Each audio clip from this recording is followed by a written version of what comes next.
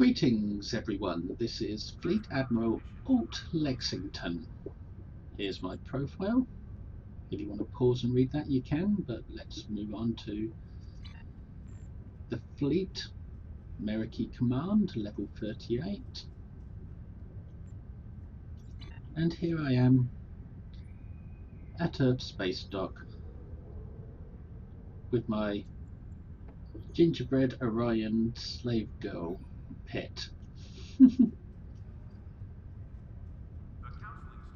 I'm going to buy a new ship today. I just happen to have that pet because it's winter event at the moment, but this video isn't about that. This video is about a new ship I'm going to buy and build right in front of you. So let's go to the ship selector and see what ship I'm going to buy. You probably already know from the title of this video.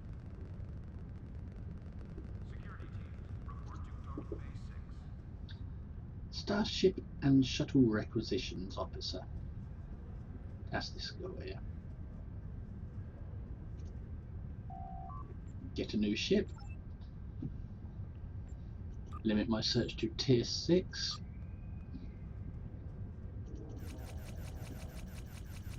Go through all the way to the end. It's going to be one of these. One of these 27th century ships, I believe they are, or are they 28th? This one. Temporal Battlecruiser. Drawing inspiration from the 23rd century Ranger class, the Paladin class battlecruiser is very tactically focused. It features a potent weapons platform and a number of sophisticated maneuver systems make the Paladin a remarkably agile vessel for its class. So I'm guessing it's kind of like a cross between a tactical vessel and an engineer's vessel, which would make it good for science as well. I mean, we've got the science vessel here, the tactical vessel here, the engineer's vessel here, and this fourth one is for all three groups, I suppose. Temporal starships are capable of making subtle alterations on the molecular level through the use of molecular reconstruction. This technology allows the starship to assume one of 3 different configurations: defensive, offensive, and support. Each configuration has their own strengths and weaknesses. Each of the configurations generate their own specific counter. Up to 6 counters can be generated at a time. These counters are used to fuel your molecular deconstruction beam. So you have a molecular deconstruction beam that can be used for defensive, offensive, or support. All officers are reminded that the waterfalls are not a recreational area. Here's a more detailed description. Defensive configuration. While this configuration is active, the starship systems will dynamically reconfigure to fill more of a defensive role. This provides a boost to maximum shield power and incoming hull healing. This comes at a cost of a small reduction to flight speed and turn rate. Defensive counter generates 1 defensive counter every 10 seconds. I suppose that's for if you want to build it as a tank, where you stay still and destroy your enemies using the anchored trait. Offensive configuration. While this configuration is active, the starship systems will dynamically reconfigure to fill a more offensive role. This provides a boost to maximum engine power, speed, and turn. This comes at a cost of a small reduction in hull healing. Offensive configuration generates 1 offensive counter every 10 seconds.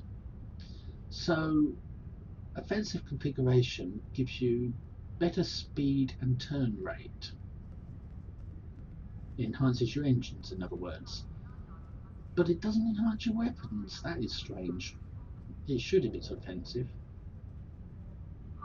Support configuration. While this configuration is active, the Starship systems will dynamically reconfigure to fill a more supportive role. This provides a boost to maximum auxiliary power, control, strength, and exotic damage. This comes at the cost of a small reduction to energy damage. Support configuration generates one support counter every 10 seconds. You'd think support would be the speed one and offensive would be the damage one. But as you know, this takes away from your energy weapons as well. And it's all about getting your energy weapons strong if you want to do some damage. Once you've reached 10 stacks, I suppose you've got access to a molecular deconstruction beam. Activating this ability requires a total of 6 counters generated by defensive configuration, offensive configuration, or support configuration. Molecular deconstruction beam deals physical damage over time and disables the target, in addition to healing your hull over time.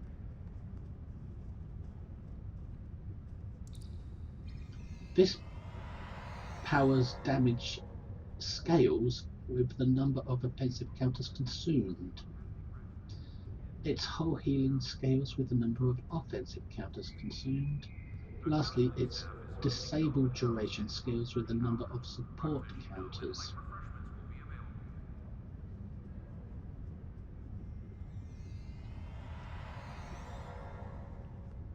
Refreshments will be available. Activating this ability will consume all offensive, defensive, and support counters generated from configuration. It's basically the same as your intel abilities, I suppose, these temporal abilities. The shuttle to Saturn will leave in 08 hours. So you build up counters of whichever you choose, defense, offense, or support.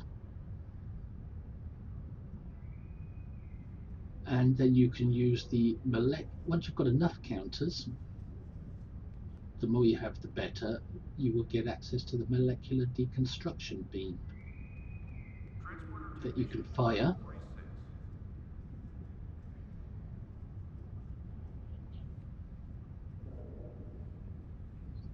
And the molecular deconstruction beam will deal physical damage to the enemy,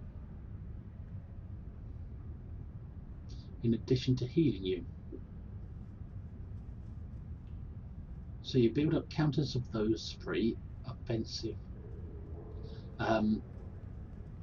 defensive, offensive, or support. Once you've built up enough counters, you get a molecular deconstruction beam that will do damage to the enemy while healing you. If I understand what I've read just right. This starship features a Lieutenant Tactical Temporal Operative and a Commander Engineering Temporal Operative Bridge Officer seat. The Tier 6 Temporal Battlecruiser comes equipped with the Heavy Phaser Assault Platform Universal Console. When this ability is activated, the battlecruiser will deploy a platform that is bristling with overcharged phaser arrays. After a few seconds, it will begin firing devastating blasts of phaser fire at nearby foes. After a short time, the platform will trigger a self-destruct sequence. If it isn't destroyed before the sequence is complete, it will cause massive kinetic damage to nearby foes. Now that sounds good on the surface. The ship's console, it sounds good on the surface, but 9 times out of 10, consoles that come with ships are just showy things that have lots of bright flashing lights and colours and animations, but they don't exactly help your ship with dealing DPS. What they normally do is make the ship look very showy, but nothing else. So if you're not into DPS, it's a damn good console to have, I suppose, but if you want DPS, there are better things in game available. Likely to be. Anything game available. You never know, it might be like that broadsiding console from The Vengeance. It might be just as good as that. So it might be lucky. The console might be good, it might not be.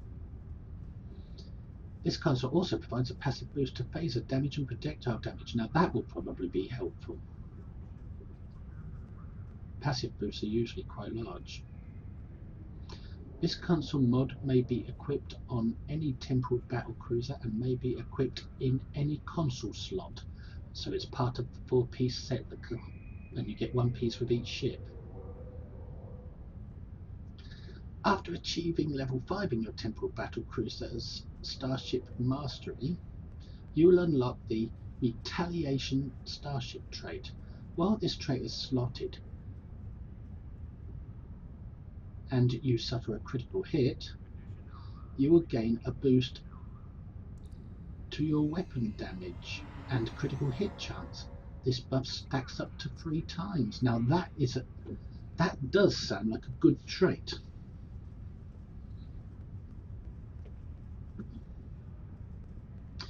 When you suffer a critical hit, you can retaliate with increased crits of your own. So when the enemy crits upon you, you can crit back upon them.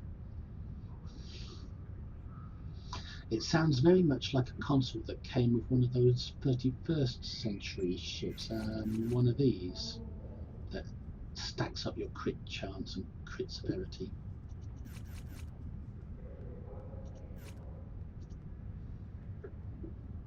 So this trait in conjunction with one of those consoles from the 31st century ships may be quite a singer when it comes to DPS. Plus 10 to engine power and plus 10 to weapon power.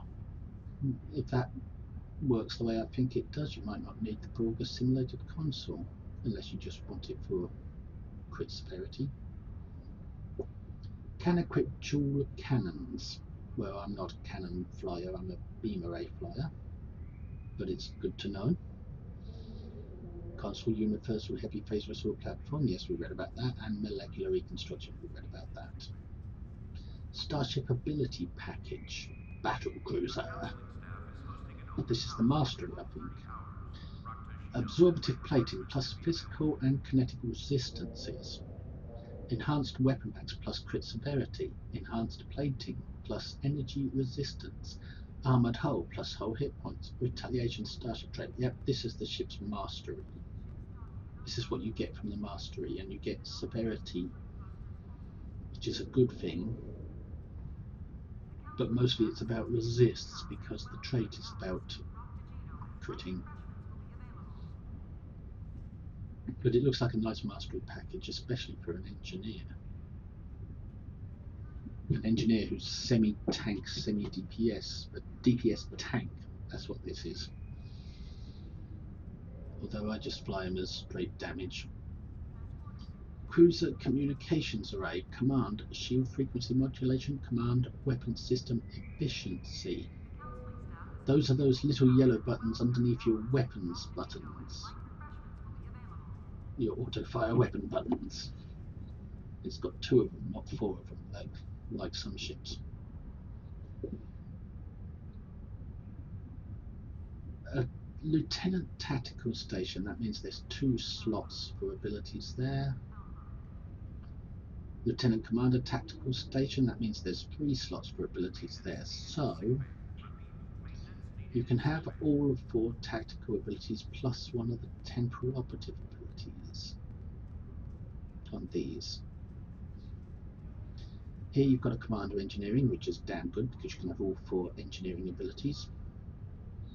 And you've got 2 consoles here. One is a Science Lieutenant, which can have 2 abilities, but you need 4. So the Universal console is obviously going to be another Science. That way you can have 4 abilities from each department plus 1 extra ability, a temporal one. And we know what that might be. Hopefully I can fit in recursive shearing. 4 forward weapons, 4 aft weapons, that's good for broadsiding with boomerangs. Base hull Nearly 50,000. That's not bad, and that will increase with mastery. Shield modifier 1.05. That's good. It's not the best, but it's good. It's not bad. Base turn rate 10, device slots 3. Only 3 device slots instead of the usual 4. But that's okay. I can live with that. So I will buy this ship for 3,000 Zen.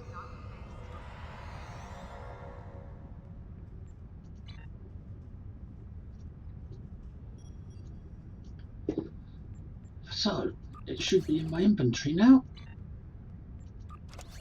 There it is. And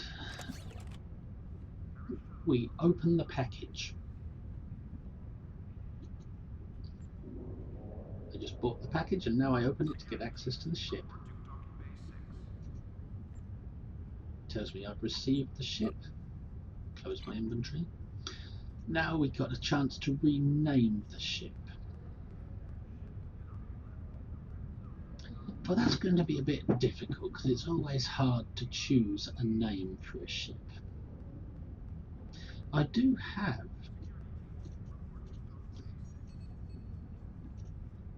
a 31st century ship on my toon here, my engineering toon, if I can find it, and I called it the Fearless 2, so I think I will call this ship the Fearless 3 because it's a temporal ship and I've already got one. Yeah, for personal reasons I'm calling it the Fearless 3.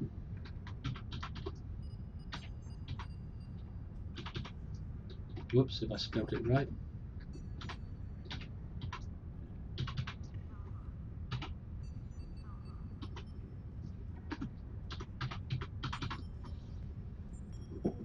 There we go. Yes, I used to call, when I first joined Star Trek Online, I called all my ships USS Fearless. And I started with Fearless, and then Fearless A, Fearless B, Fearless C, and I went through all the way to X, and it got ridiculous. So I ended up going Fearless 1, Fearless 2, Fearless 3, instead of A, B, and C. And then I went after my character name, Lexington 1, 2, and 3, Lexington A, B, C. It's just so I can remember which ship is which in my roster. Anyway, done. Next we select the ship from the roster, because my current ship is the Temporal Battlecruiser. That is an awesome ship, and there's a promotion coming very soon where people can get it again from an R&D box, and it's worth getting. It is very expensive but very worth it. It's a damn good ship. Anyway, it's not about that ship, it's about this one, the Temporal Battlecruiser, ready starship. So now that the ship has been ready, I'll go over to one side where I'm out of everybody's way, and I can begin putting my gear onto this ship. The first thing you do when building a ship is to put your gear on. It will come with a selection of bog standard gear just to give you something that you can play with straight away, and also to give you an idea of what the ship can equip. It can equip dual beam banks, cannons. It doesn't say heavy cannons though, so I don't know if it can equip dual heavies, and torpedoes and arrays of course. So we remove all this bog standard stuff.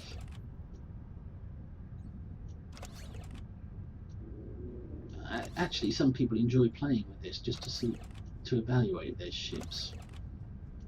More power to it. But I don't need to, since I'm fortunate enough to have some pretty okay gear myself.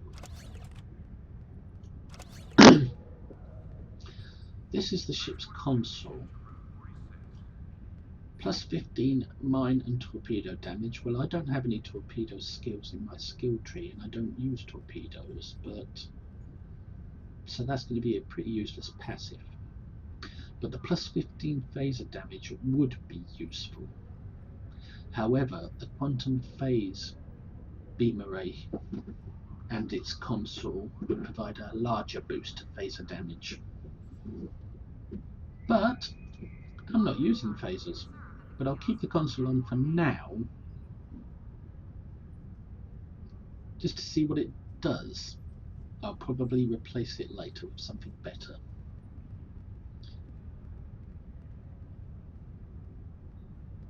So just having the console on your ship will give you plus 15 phaser damage, but if you activate the console, because it probably has an activatable button, then you will deploy a heavy phaser assault platform. Creates a level 60 heavy phaser assault platform for 40 seconds for 35 seconds. Hang on a minute, let me read this right. Creates a level 60 heavy phaser assault platform for 40 seconds. For 35 seconds, heavy phaser assault platform will provide 473 phaser damage per second to up to 5 targets within 10 kilometers. That's nearly 2.5k damage. After 30 seconds, begins self-destruct sequence. So the last 5 seconds of its deployment is a self-destruct sequence. No, it takes 5 seconds to deploy it. It fires for 30 seconds and then destructs for 5 seconds. And I think if I read it right, that's what it does. Self-destruct after 5 seconds. Countdown. 11,000 kinetic damage, 100% shield penetration to up to 5 targets within 3.3 kilometers, plus 7.5 repel up to 5 targets within 3 kilometers. 2-minute recharge. I don't see that as being very good. It's a hell of a lot of damage, but by the time it triggers, the enemies will all be dead anyway. So it's like throwing damage at an enemy that's already dead. It's not going to do much. Unless you park it. Unless you're able to park this platform right next to the gate between a group of spheres in ISA. So when the spheres are destroyed and it blows, it will still damage the gate. But then that's DPS doping off the gates. But I'll leave it there for now. I won't be able to place it near the gate. I'm not that good enough pilot. But I'll leave it there for now, just to see what it does in a test run. I will probably end up removing this console. I don't see much of a benefit from having it on. It's got good phaser passive, but I know of a better console for that. And since I don't run phaser builds, I run disruptor builds normally. It's not exactly going to help. So it's a good console. It's just for high-end builds there are better consoles available. And this limits you to phasers. And since it does limit me to phasers, I'm going to put a phaser build onto this ship, which means it won't perform very good DPS on its first run. So we'll start with putting on my 4-piece set, of course the Iconian set, because it gives hot restarts to weapons offline. So you become basically immune to having your weapons taken offline by the enemy. To having any system taken offline, in fact. And then we'll put on my phasers, since this console is forcing us to use a phaser build. So we'll go with the Quantum Phase Array, which is damn good for stripping shields. And since we're using the quantum phase array, we're going to put on the console that comes with it, because it's a good console for boosting phaser damage. If I can find the console, that is. I know I've got it somewhere. There it is. Quantum phase converter. It gives you a passive of plus 25 phaser damage, and this gives you a passive of plus 15. I wonder, do they stack together? That would be interesting to find out, because that would mean plus 40 phaser damage from just having these two. And it's about time phaser's got a pretty decent boost, because hell, they are Starfleet's weapons after all. And then we just put on standard fleet phasers, because that's all I've got. And I went with the crit H damage times 3 because I made a slight mistake when I bought these, and I bought the crit H ones instead of the crit D ones. But there's been talk just lately that crit H might rival crit D. I don't know.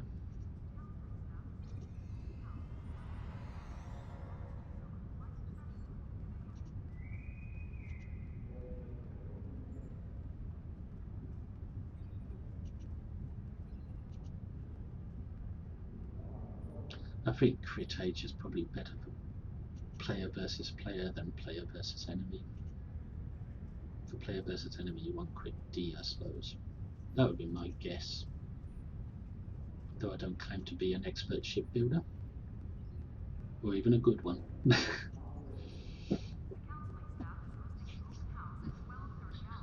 So, since we have phasers, we're going to want phaser tactical vulnerability locators in each of these slots.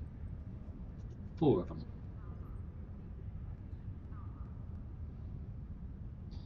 I've got loads of different vulnerability locators that I've collected over a long period of time, and I've just got to find the ones with the phaser mod. I could go with ones that have beam mods, and that means I can make a rainbow boat, but since I'm going with a phaser boat, I might as well go for the extra damage of having phaser specific ones. Because the beam ones, they work for any weapon, any energy weapon, but they don't do as much damage as ones that are specifically tuned for a specific energy type.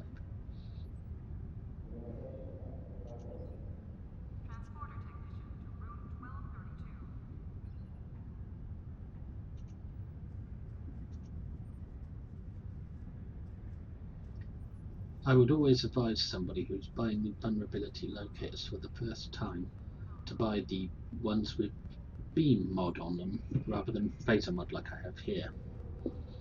That way they can chop and change their energy type weapons around to find which ones they like best, whether they want disruptors, phasers, tetrion, polaron, anti-proton. I'd always advise them to get beam vulnerability locators first until they find an energy type they like, and then get the locators that match that type for a little extra damage.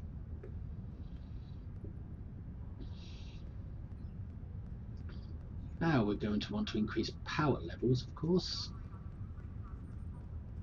because EPS equals DPS, so put on the conductive RCS accelerator.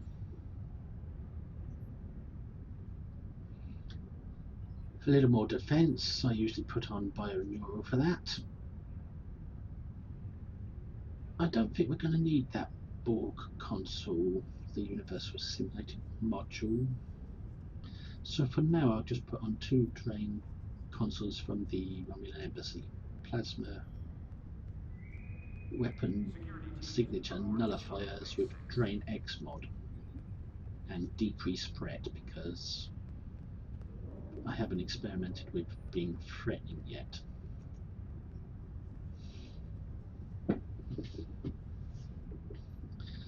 I might change some of these around. Temporal negotiator, energy amplifiers, and my latest addition, red matter capacitor from the Phoenix box. So let me just tell you where I got all these stuff from. Fleet Starbase, where you get your weapons. Quantum Phase set, its console and a torpedo all come from an episode as a reward. The ICO set comes from Reputation, Iconian Reputation.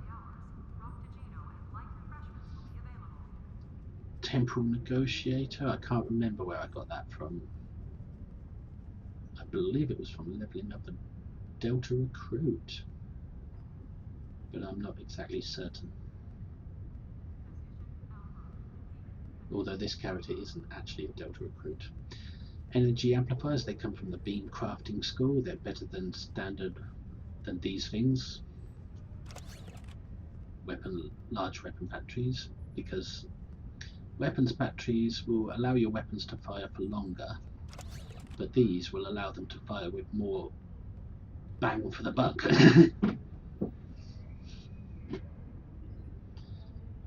Red matter capacitor, that comes from the Phoenix prize box. Well, that's where I got it from, at least. It's a limited time thing, you have to time it to get that. It's not always available. The conductive RCS came from the engineering R&D school. You can also buy it on the exchange, but it's very expensive. And lately I've been experimenting in not using it because my builds don't tend to need all the power that this provides. But it's good for turn rate on cruisers. Everything else, my ships don't tend to need it, but it's nice to have. The Bioneural comes from the library store for 200 crystals. And I have it for the plus 25 crit severity.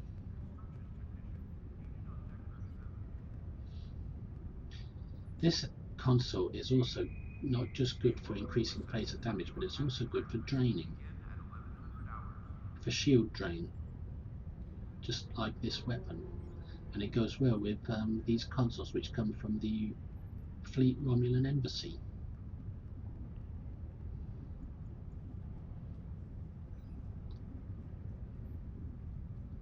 As you know, this one came from the ship, and these ones come from the Fleet Spire. Fleet Dyson Sphere Spire. So now that I've put my gear onto the ship,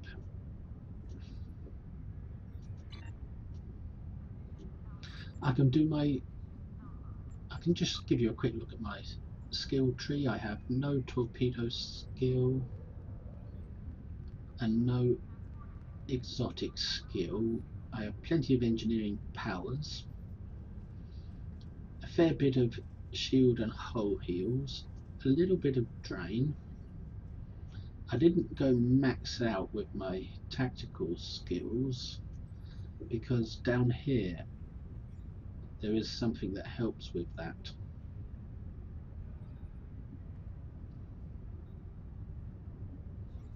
There it is. Increased critical damage.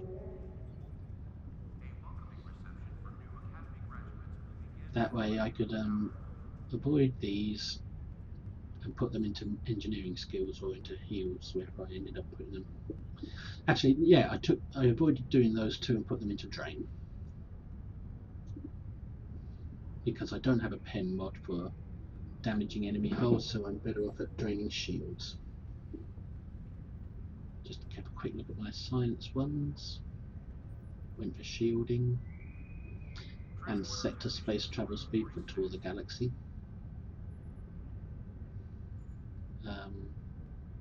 The engineering ones, more engine power, because I usually fly cruisers as an engineer and they're slow. Hull capacity, shouldn't really need that on cruisers, but I got it anyway, just for an extra heal. an extra save, and battery expertise for those energy amplifiers I put on the ship.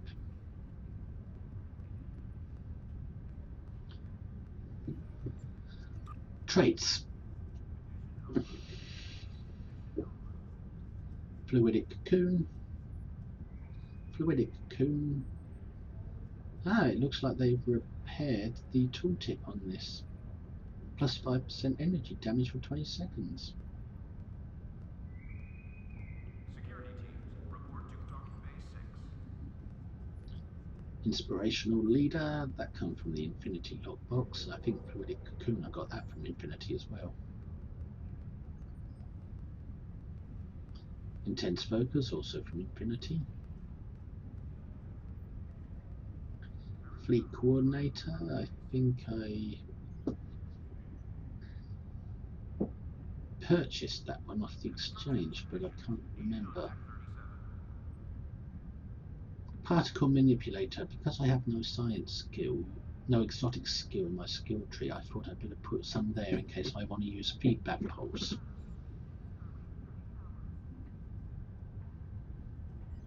Accurate. I don't remember where I got that one from. I think it was just from leveling up. Beam training from leveling up. Beam barrage from reaching level 15 in the R&D beam school. And coalition tactics. I got that from Infinity box.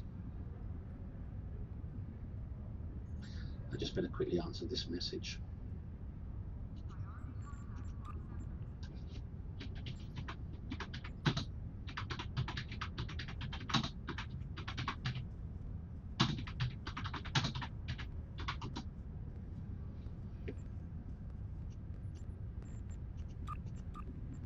Anyway, let's ignore that message. Starship traits. Emergency weapons cycle. I believe that came from the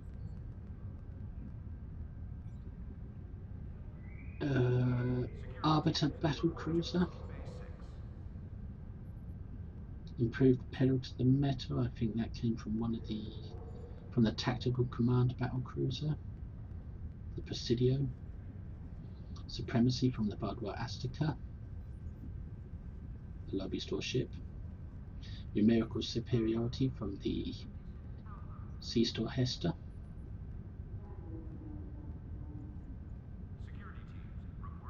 And peak efficiency from the Herald Bomb.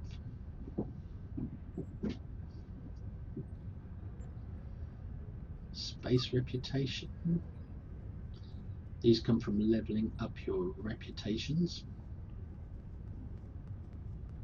Offensive configuration, meaning my ship is all tuned out for being an offensive ship, not a defensive one. For the added crit severity, for the added crit chance, a bit of armor penetration since I don't have pen weapons, weapons with pen mod,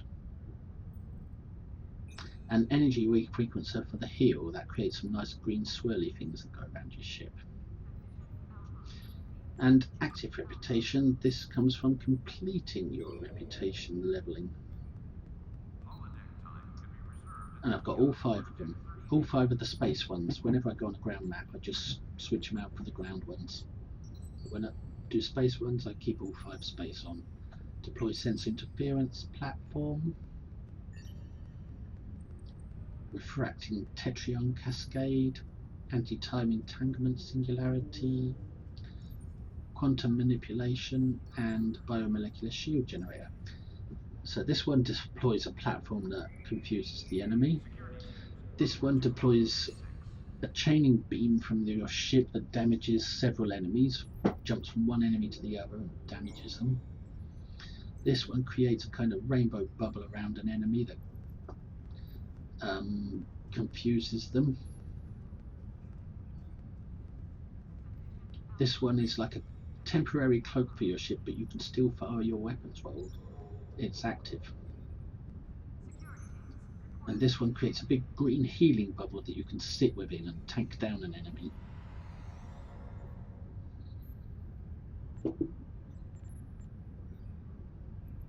Stations. Time to put on my bridge officers.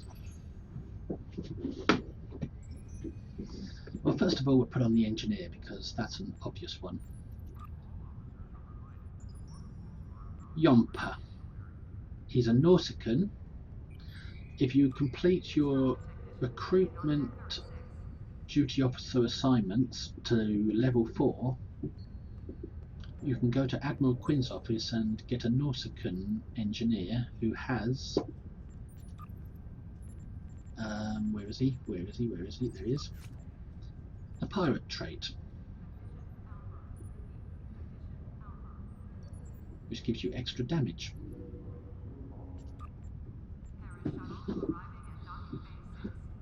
Now for his abilities, directed energy modulation keeps rotating my weapons frequencies so the ball can't adapt to them, and it saves power. When you're firing, whenever you use this, your weapons will use less of your ship's power but achieve the same effect. For here, emergency powder weapons, it's obvious what that does. Keeps your weapons firing hot. For here, reverse shield polarity. A lot of people tend to go with emergency power to shields, but that interferes with emergency power to weapons because you can only use one emergency ability at a time. So if you go with reverse shield polarity, then you can use it at the same time as emergency power to weapons. And it's just as effective as emergency power to shields. It inverts your shields so that the energy coming in from attacks will start healing the shields for a short time until the enemy realizes what you've done. And finally, engineering team for the hull heal.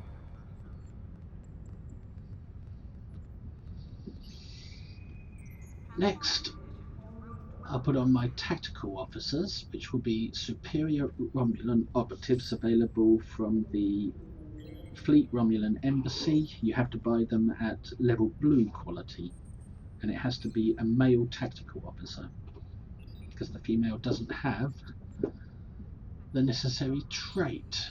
Let's have a look at one of them.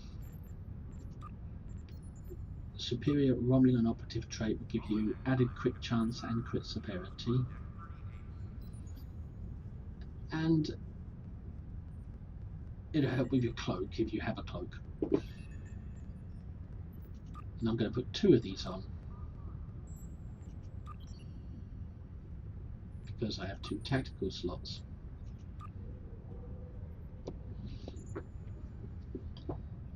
Now here I'm going to want Pirate Wheel 3 because I'm a beamboat.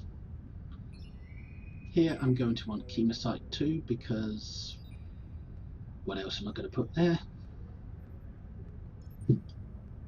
And here I'm going to want Tactical Team. That allows my weapons to fire more rapidly. This will add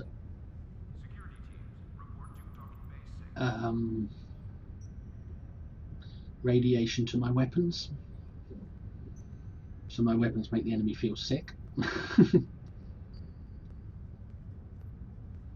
And this will keep my strongest shields between me and the enemy, between my ship and the enemy. Like if the enemy's off my starboard, this will send all my shielding to the starboard side.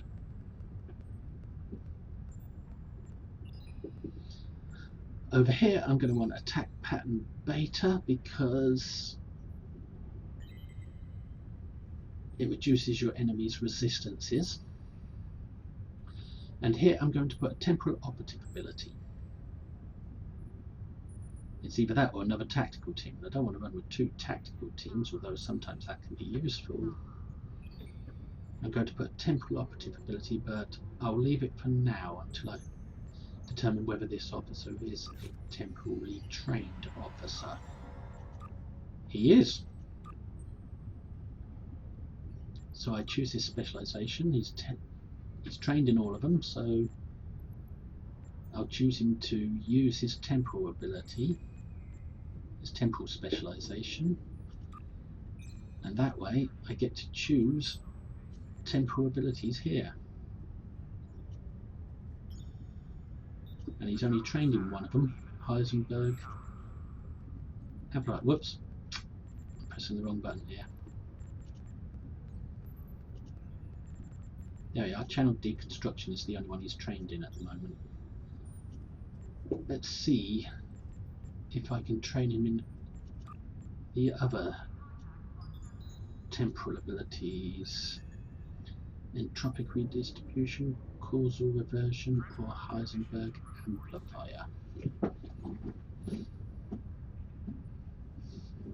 Well, let's see what they do. Channel deconstruction, 1.5 to 5 physical damage ignores shields each second over time.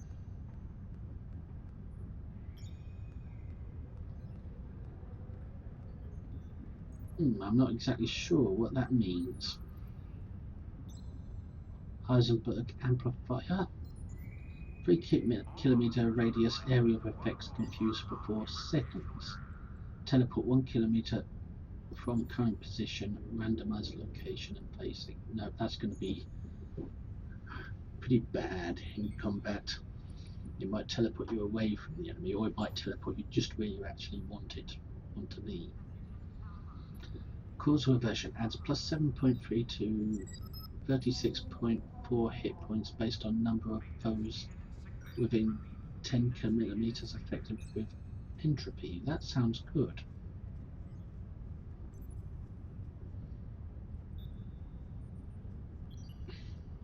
Entropic redistribution. To target, physical damage ignores shields. Additional 3 physical damage per stack of entropy removes all entropy from primary target.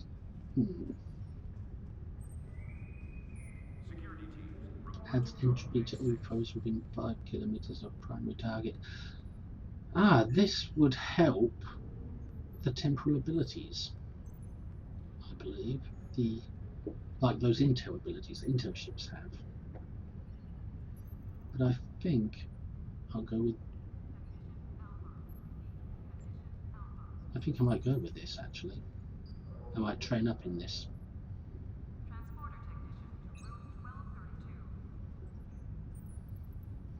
I'm just going to ignore that message because that guy doesn't know when to shut up.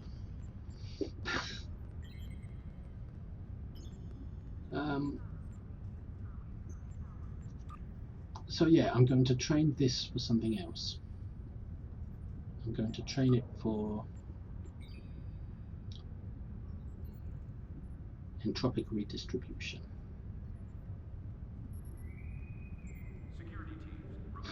Or better yet, I just had a better idea.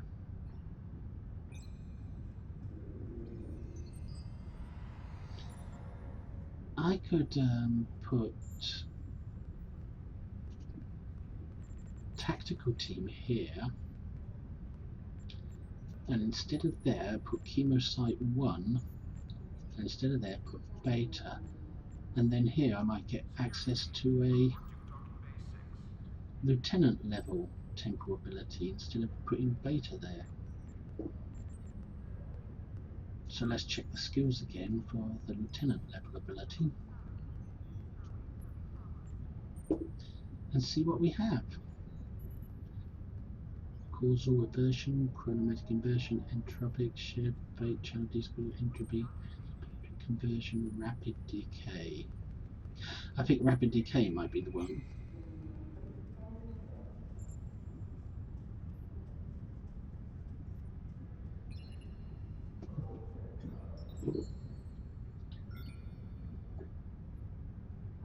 I would have liked to have had recursive shearing on this ship.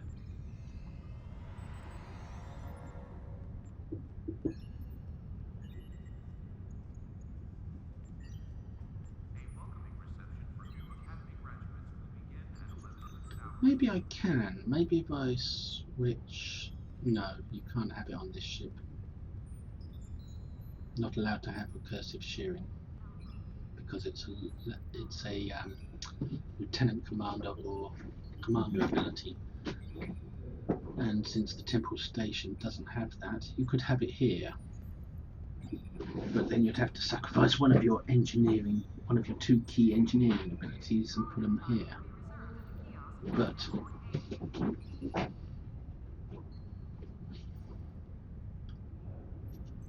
I'd rather go with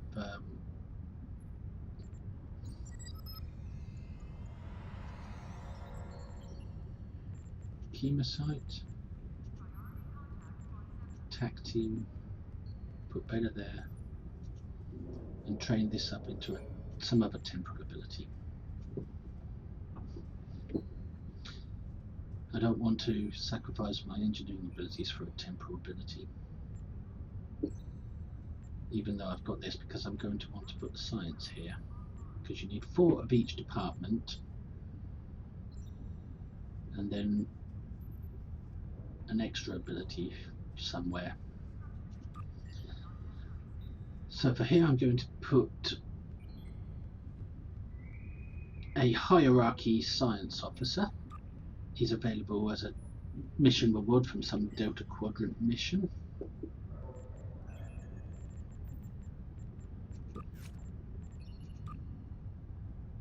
And he has a trait, he has 2 traits, efficient, which increases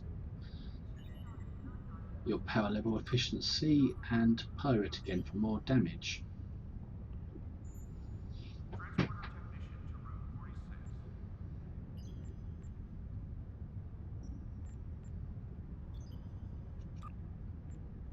And I'm going to give him subspace vortex.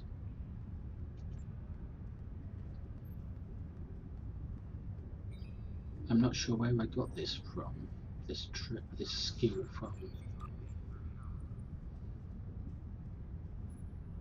I bought it off the exchange. I believe it's only available from a lockbox, I'm not sure.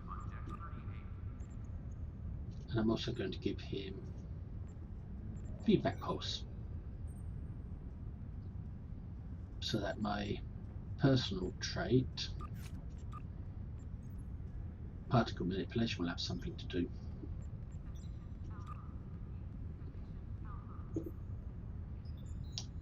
And now I'm going to put a second scientist on, just a basic human scientist, because that's all I've got left. I'd like something better actually, but a human is all I've got. Yeah, a human is the only one I've got that actually has a space trait.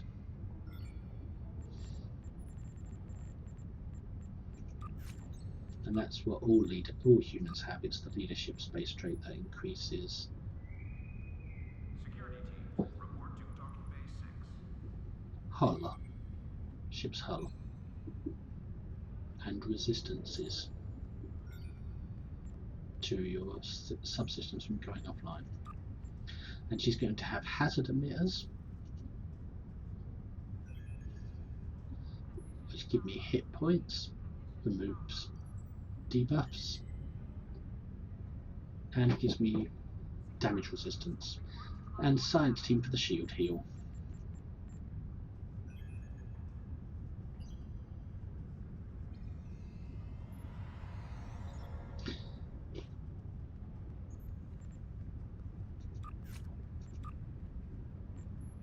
The next step is to choose my duty officers.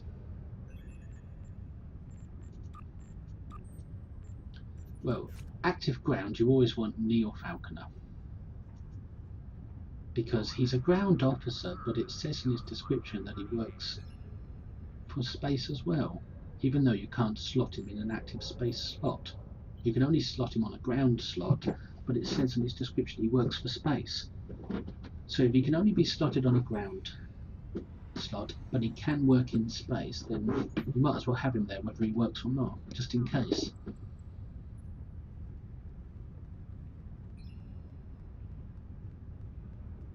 And he increases damage against Borg. And that's good for ISA DPS runs when you're measuring your DPS. And for my active space officers, I don't need to change any of these. I can just show you what I've got. I've got Zemok General, who will reduce cooldown on attack patterns. That will work for attack pattern beta.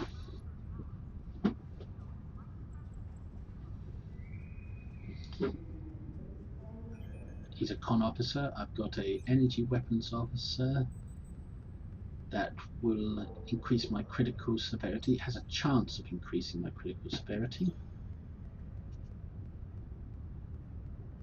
I've got another energy weapons officer that will heal my shields when I use my energy weapons. I've got another one that will reduce my weapons, reduce the power used by my weapons whenever I remodulate them. Whenever I prevent the bulk from adapting to my weapons, she will, during that time, prevent my weapons from running dry. And 2 damage control engineers, both identical abilities. They will reduce the recharge time of emergency power to subsystems, which means my emergency power to weapons will work more frequently, will be available more often.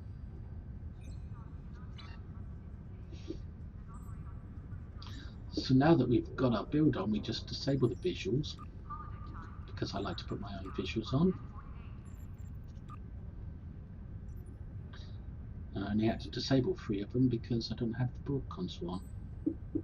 But there's no guarantee I won't put it on in a minute. So that's the ship with its preliminary build on it. So before I go into space and have a look, I go to the ship's customization officer to put a pattern on the hull, give it a nice paint job. So this is our first look, but this isn't the actual ship. This is a computer rendering of the ship in Earth space dock to determine what kind of paint job you're going to want on it. Or at least that's my roleplay idea of how it works. She looks like a fairly large ship. So she is the Paladin. Should have called her Up Shit Creek without a paddle. Paddling. Ooh, now that is very interesting. Put an old style look on her, but it costs 13,000 Zen. No way! Not just for a look. I'd rather buy the whole pack of old style ships to get that. So we're sticking with this. It's free. And she's got her own bridge. That's nice. We'll always stick with a custom bridge. And you can't go anywhere else on the ship, I suppose.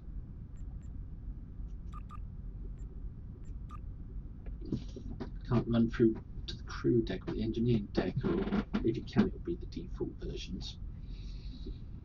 But I don't think you can on this ship. I think you've just got the bridge and that's it. You can't change the window types. And let's have a look at the hull patterns. Well, that's quite nice. Nice and bright, like Star Trek should be. Too bright. Looks a bit worn and torn. A bit patched. Bit of an old warboat. That's basically the same as one we've seen already. Ooh, that's nasty.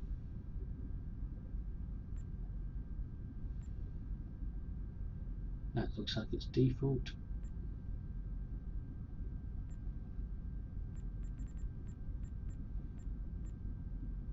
I like this. It looks kind of smooth and new and fresh out of space dock, and Almost like an original series ship. An original Star Trek series ship.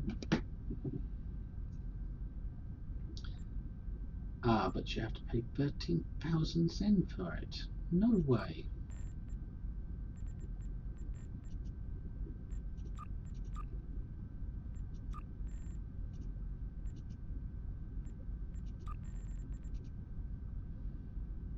No way, I'm not paying 13,000 Zen just for that. You've got to be very careful with this because that number appears suddenly and you can press purchase by mistake. I'm supposed to be a veteran, for God's sakes. I should have access to this stuff.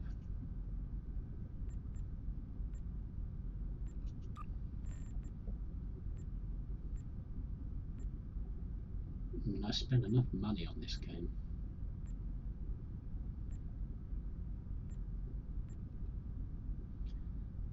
So, every other look is deliberately crap.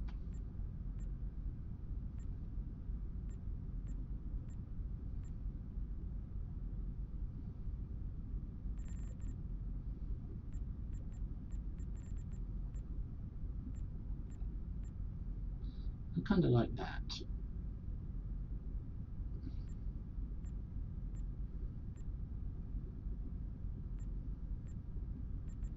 I don't like going with the default because so many people forget to put a costume on their ship and you see it everywhere.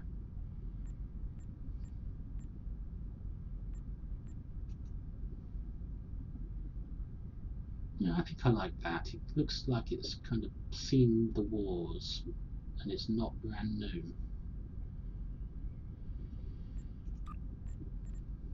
So now we choose some placeholder colours and see what pattern we can put on. There's not much option. Looks like they got a bit lazy with it.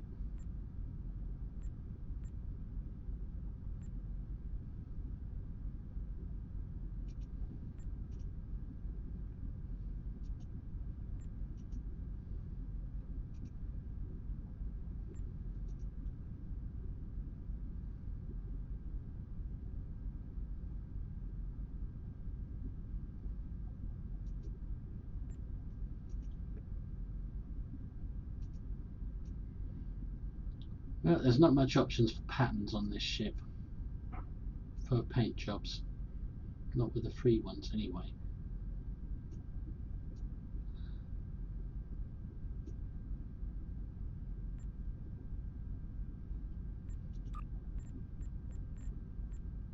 That's a bit better.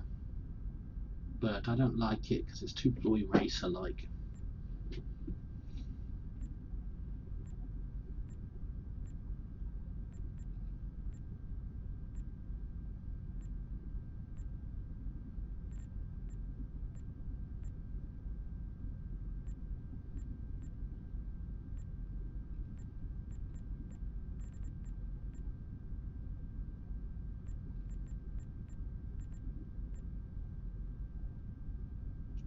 That's more me.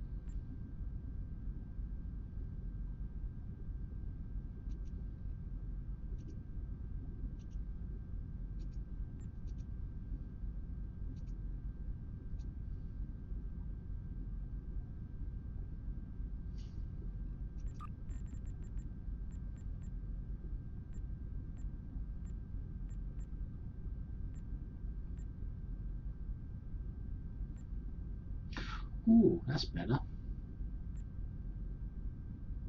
I think that's a bit too bright.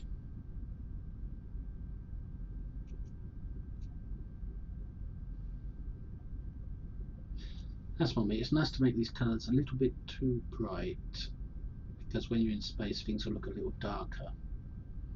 But the hull, you don't make that bright because it will shine too much in space. Except with the new graphics, the new lighting effects where everything seems to be in shadow and you can't get a decent screenshot anywhere.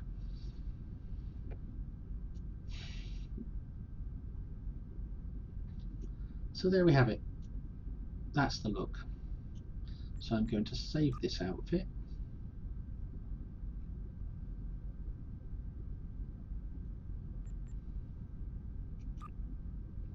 Then click on the load button to load it, and then load it again just to be sure, and purchase it for 0 Zen.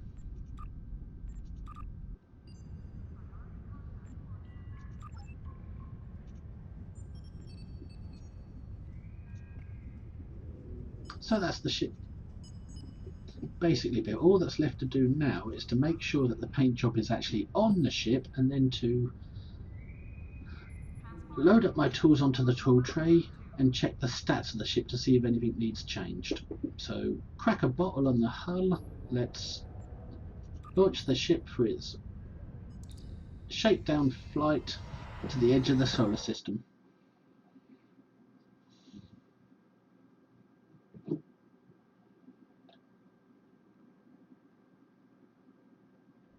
Yep, here launches the USS Fearless 3, a temporal battlecruiser. And she looks pretty good in space now. Now this ship is not a girl, it's not a she, it's a he. It's a tough man, a big muscular guy.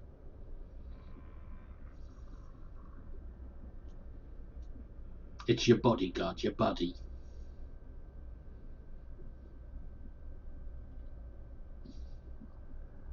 Yep, I'm kind of liking it.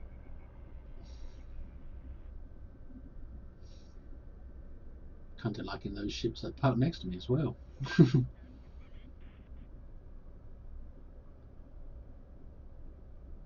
That's a good ship there. I like people who actually take the time to put a pattern on their ship, a good paint job. And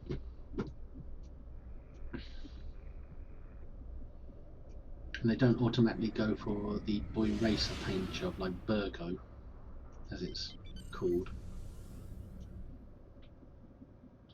So, this is the maiden cruise, the shakedown cruise. Fly to the edge of the solar system, get an idea of the turn rate. Park it near the sun so you can get a better look at its paint job.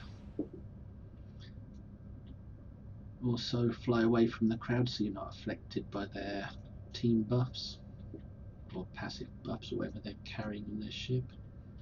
That way you can get a more accurate idea of your ship's stats.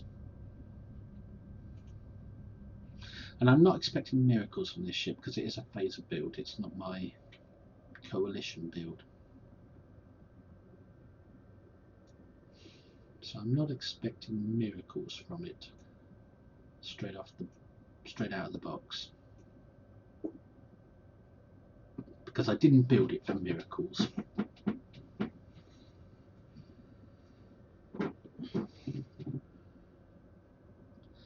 That's one thing I'm not keen on about some of these camera movements. It's not centered properly on the ship, and the ship is half cut out when you try and zoom in. Half cut off the edge of the screen when you try and zoom in. But if I do that,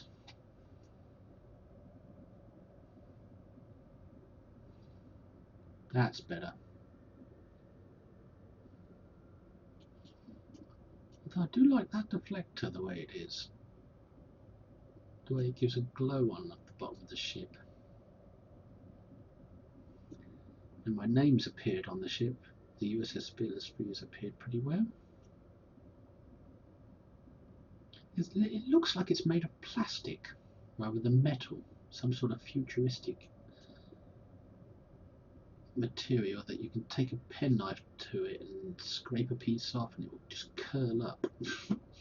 It's kind of rubbery plastic, futuristic material of some kind. Anyway, let's put the Control Alt F12 to bring up the HUD again,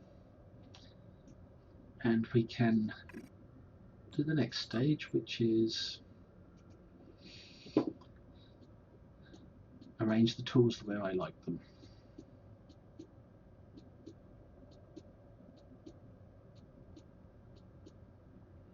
which means taking off the tools from their random placements and put them back on again where I want them to, where I'm comfortable having them.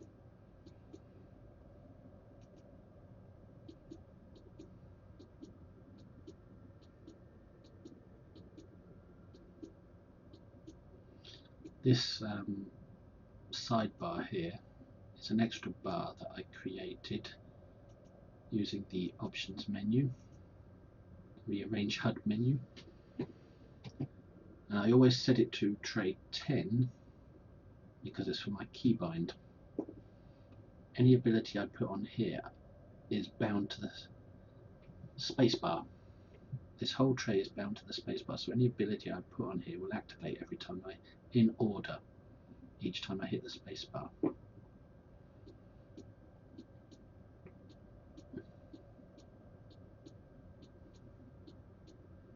I'm a terrible spacebar spammer. I smash the spacebar over and over again in battles, way too much. It's like my thumb has a mind of its own. It just keeps smashing that spacebar to the detriment of clicking other abilities. It knocks them off.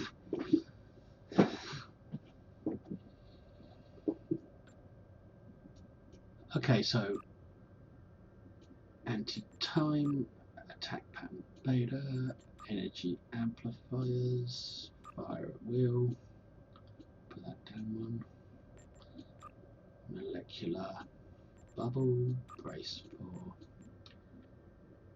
impact. I forgot to train him in that ability, forgot to replace that ability.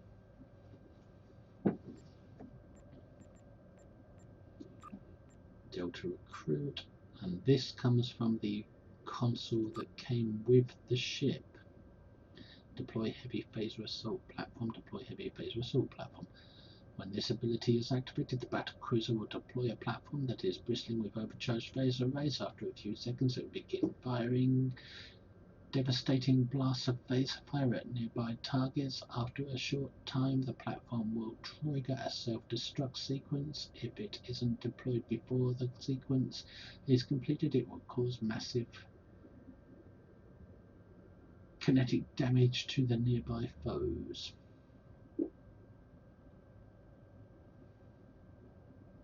I won't read it all, we get the idea. Because this video is getting a bit long now, so I need to save a bit of time and not read all of that.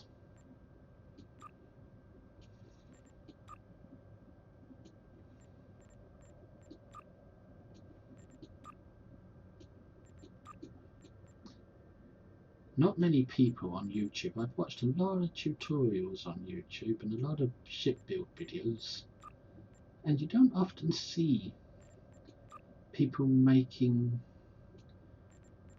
DPS engineering builds for an engineer character. It's always a tactical character or some weird exotic science character. You very rarely see people making DPS boats from an engineering character. And I've been trying, but I just don't have the DPS for it. Engineers don't, but you can still get them quite high. And there should be more videos made for engineers who want to do damage. Because a lot of people join the game because they liked Mr. Scotty in the original series. They like Star Trek because of that, and they want to be an engineer just like him. Want to fantasize about being an engineer just like him. So they join the game as an engineer, invest a lot of time in their engineering character, only to find that it's the worst for DPS. But it's too late then, because they've already invested. So they have to make the best out of what they've got.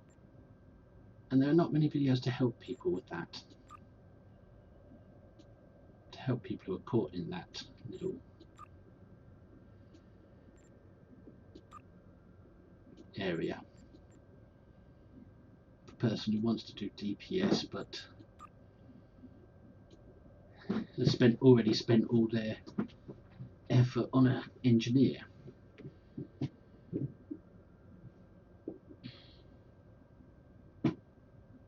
console that came with the ship will now go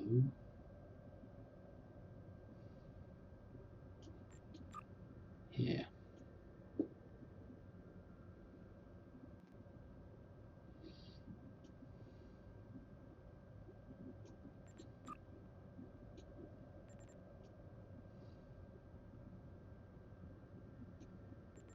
Yeah, we need more people to make DPS engineers, not tanks, not exotics, just straightforward damage boats. For engineers, we need more people to make videos like that.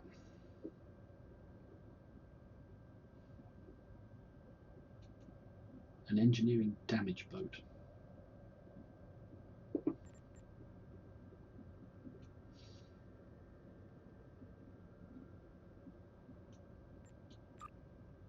Right, we put the phasers on in the correct order, making sure they're slotted right.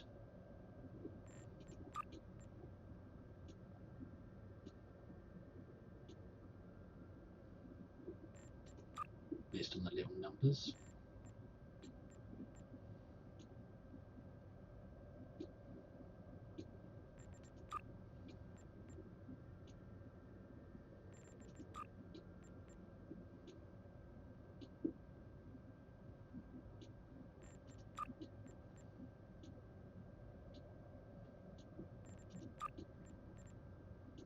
There we go, 1, 2, 3, 4, 5, 6, 7, 8. And that one's the quantum phase.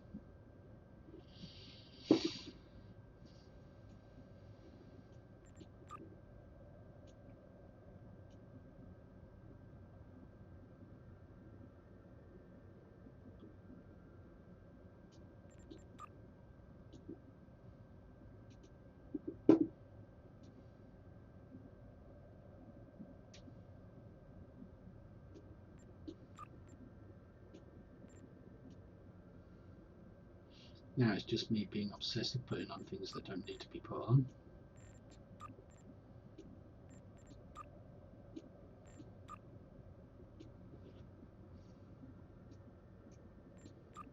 Threatening stance to intimidate the enemy.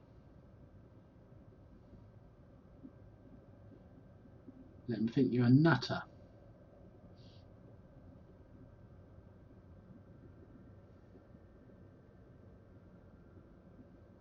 And then ramming speed to ram into them, proving you're a nutter. And then call for a Nimbus Pirate ambulance because you're going to be damaged. No, I never use them, but still. There we go. Pets.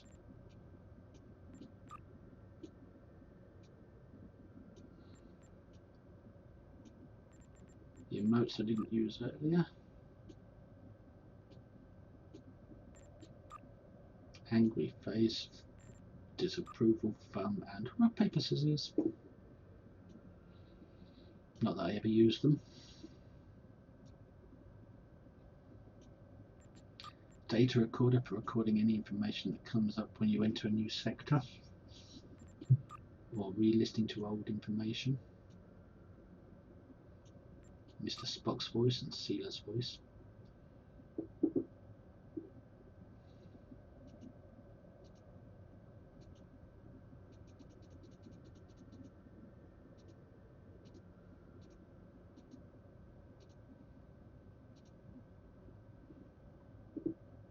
Hazard emitters. That's the one I was forgetting.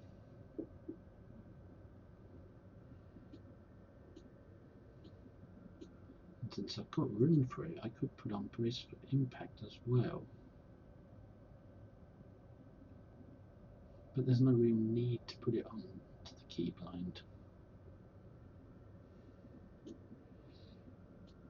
And it'll just mean more things that could be missed from my thumb spamming. More of these things that would be missed from being pressed because I'm too busy from spamming the keybind. You've got to take that into account.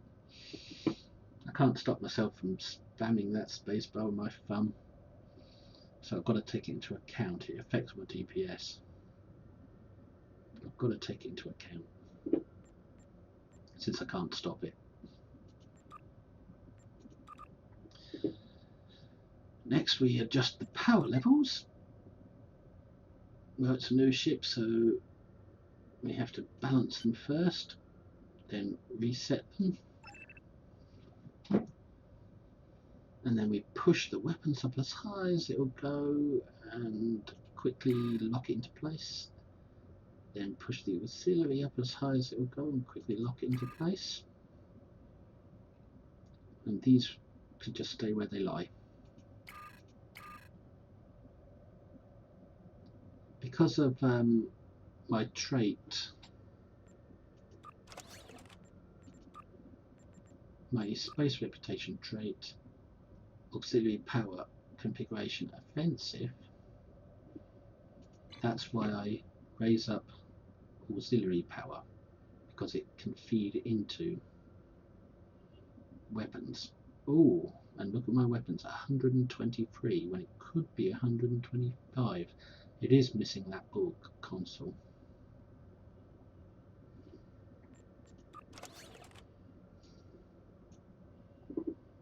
So I would have to sacrifice some drain and put on the Borg assimilated module and turn off its visual. Now my weapons should be at 125, which they are, that's good.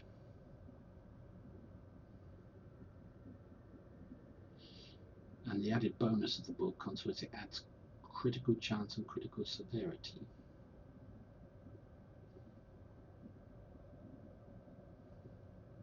Now when I take this console off, I'll be able to put that drain back on if this console proves to be no good.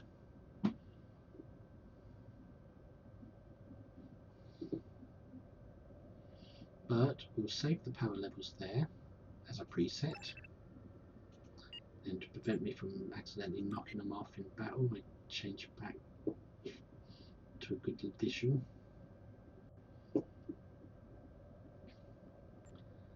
And then it's activate the weapons auto fire in the order you want the ship to send power to either weapon. But I want the power to go, the auto fire power to go to the quantum phase first. And because I'm a broadsider, we go to the side weapons first. And then the front weapons. And the reason I did these two before I did these two was because of the way I rotate around in targets. I go around clockwise. If I flew around targets anti-clockwise, I'd do these two first.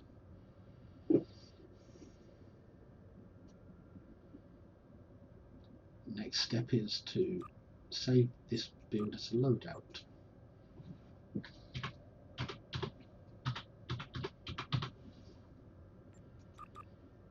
And since you get 2 free loadout slots,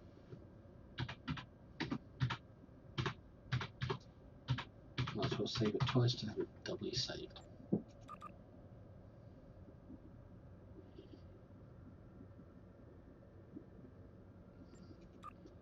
And again, because loadouts can be a bit buggy,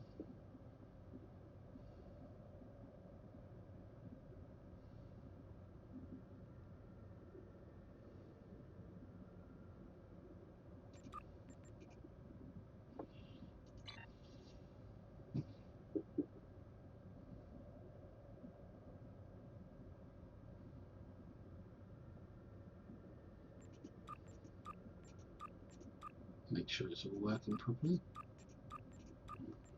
That's good. There is a reason why I placed my abilities on my keybind in a particular order. Like, boost the weapon's power, then the weapon's damage before hitting fire at will. And when they're firing at will, you want them to cause radiation. That's the next step. And while they're firing and causing their radiation damage, you debuff the target's resistances so they can have maximum effect. And as the target starts to adapt, you can hit remodulation and save some weapon power. And by the time you've done all that, they've probably called in reinforcements to fly in next to them. So you're going to need tactical team to boost your shields, hazard emitters to give you more hit points and remove their debuffs, and then EPS power transfer to keep your power levels up because you'll be starting to drain towards the end of an engagement. So these go on in a specific order for a reason, whereas these ones are just where you feel comfortable, clicking them.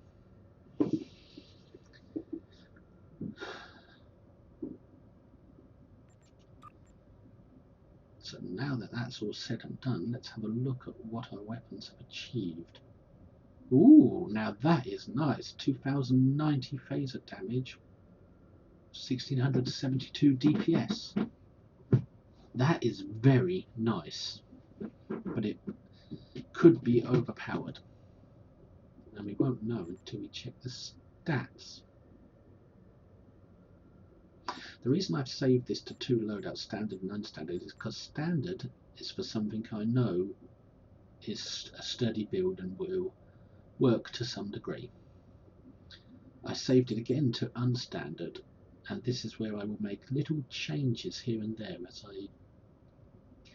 as I progress with the ship to see whether those changes work or not, and if they don't, I can easily recopy standard back to here, go back to my known build.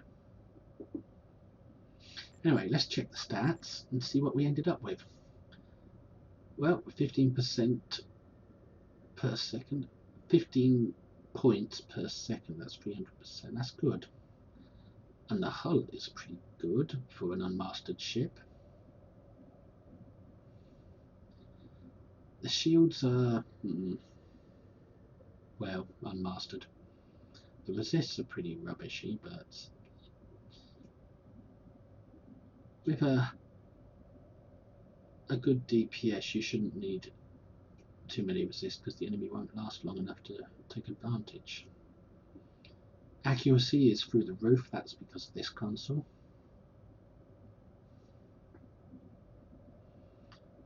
Crit severity is pretty good for an unmastered ship. And crit chance is also pretty good for an unmastered ship because we're going to get both crit chance and crit severity from the ship's mastery as we level the ship up. Although the flight speed and turn rate isn't great.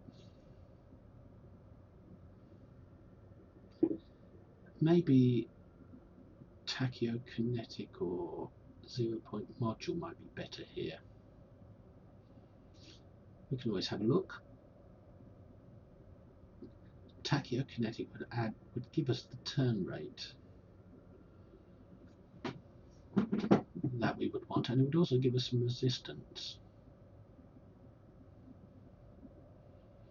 Whereas 0-point module will give us the power that will replace what the board console gives us, but it will also give us added drain and critical chance.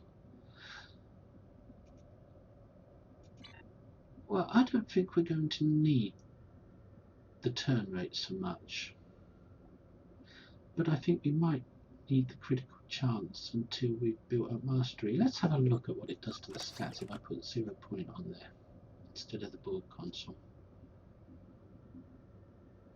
I lose all that severity but gain some chance and some drain.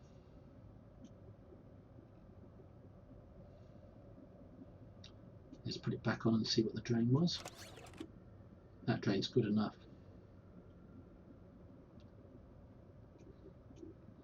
And it doesn't do anything for turn rate.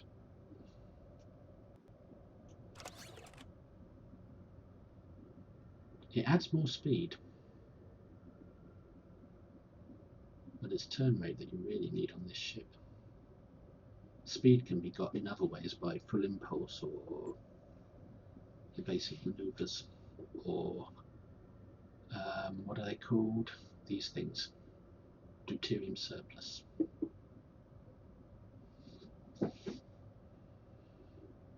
How about tachyokinetic? What does that do? Better, better, better, but not as much drain and not as much power.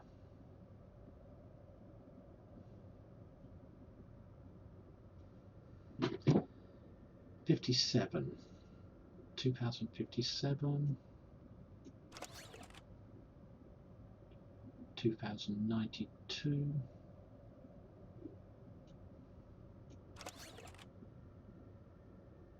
2090.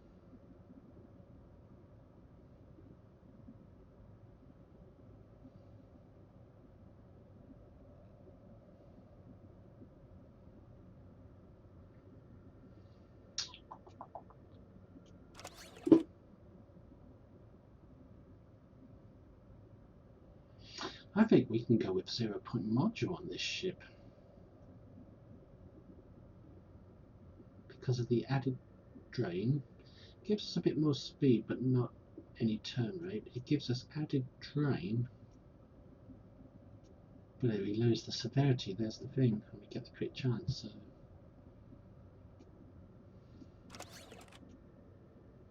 if we go with that, we get resistance to control and the turn rate we need. And if we go with that,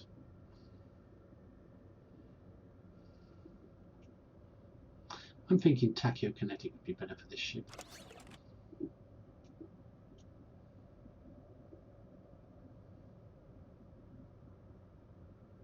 Improves passive hull regeneration.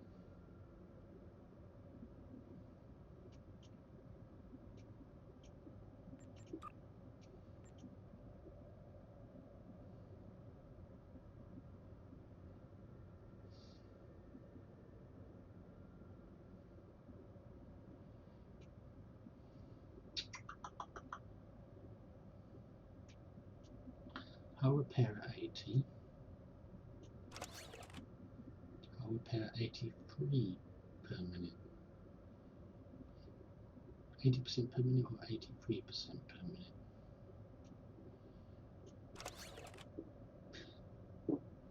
Shield regeneration.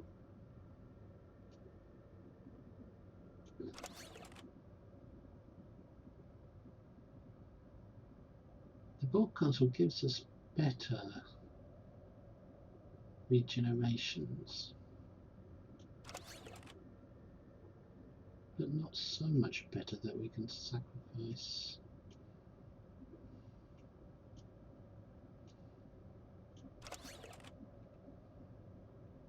Turn rate for.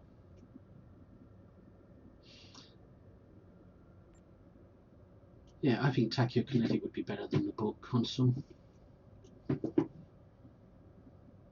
For now, at least.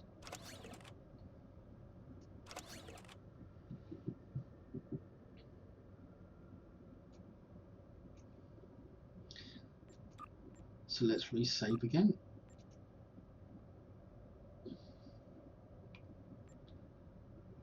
Making sure we resave twice on each loadout, because the game tends to forget loadouts.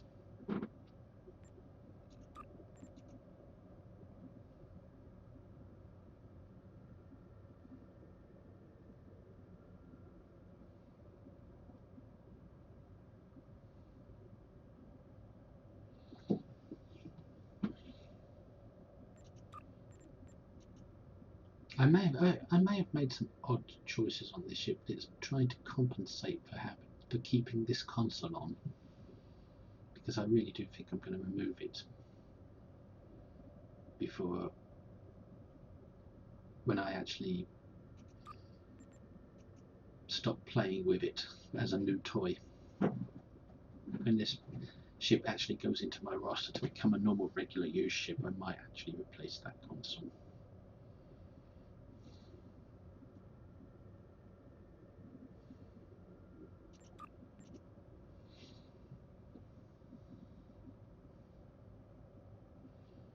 Because I don't like running it with only one embassy console. Although I could put on a restorative with Drain X ×2. But that would leave me without a plasma explosion. It would replace the plasma explosion with a +6, with a 25% chance of +6 energy damage. So 2.5 chance, yeah.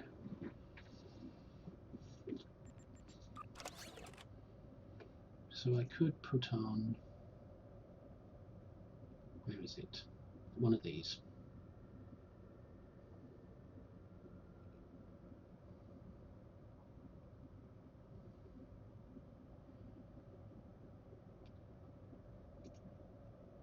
You can always have a look at what the stats change to.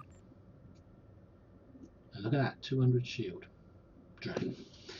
It might be better than the plasma explosion.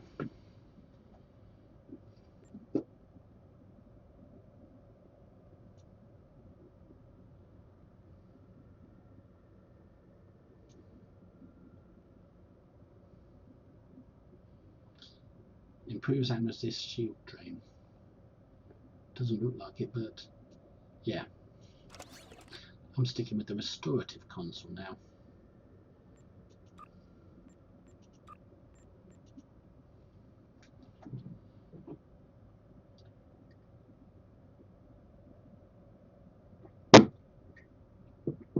Yes, it's difficult to make a ship while retaining its onboard console, especially if you're not certain about the onboard console being that good, being worth having. It's a good console, yes, but on the high-end DPSs it might not be so beneficial as other stuff you could get. Not that I am a high-end DPSer by any means.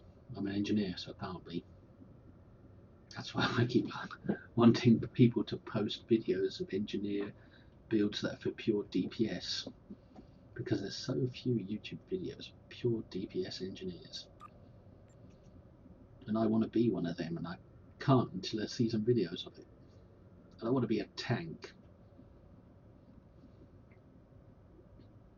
but then I don't want to fly glass cannons either, or exotic boats. Just want enough to be survivable while wrecking the enemy with weapons. Popular trash build is what I want. I want to be a popular trash captain. Doesn't think about it, just goes straight in, bang, bang, bang, you're dead.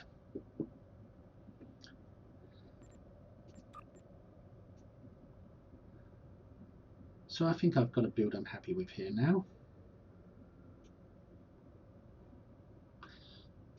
Which means we can go on board and have a look at that bridge.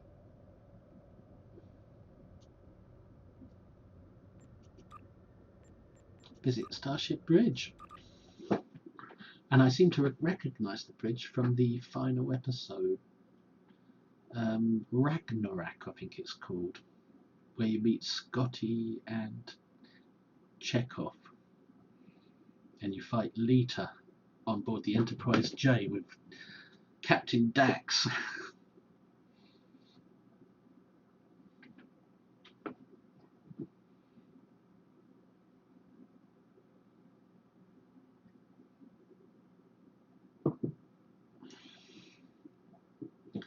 Always takes a while to load a private instance.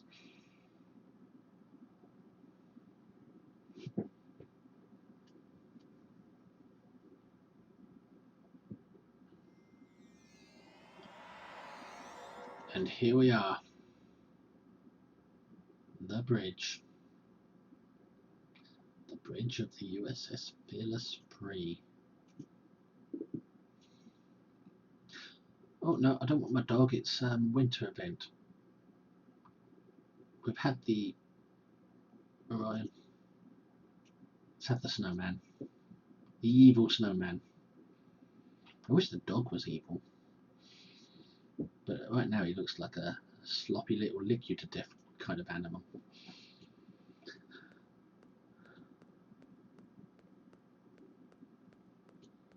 Nothing to see here, nothing to see here.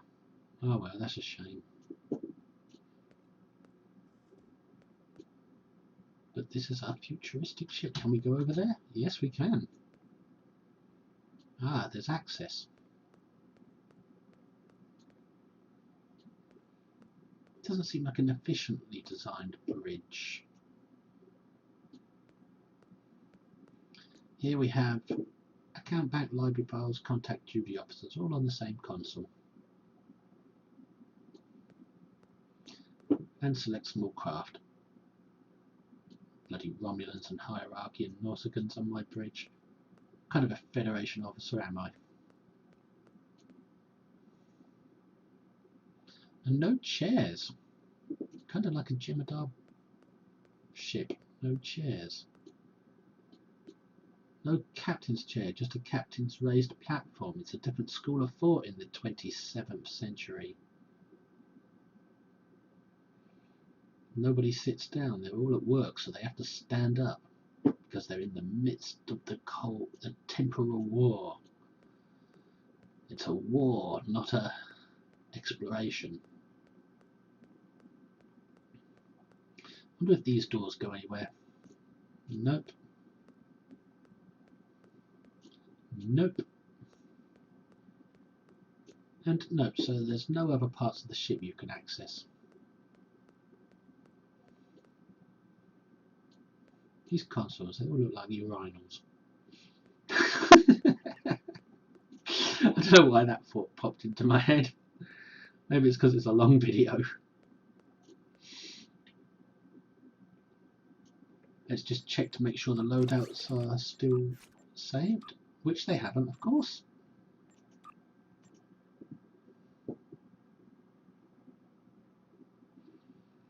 And they'll only save when in space, so let's leave the ship interior temporarily.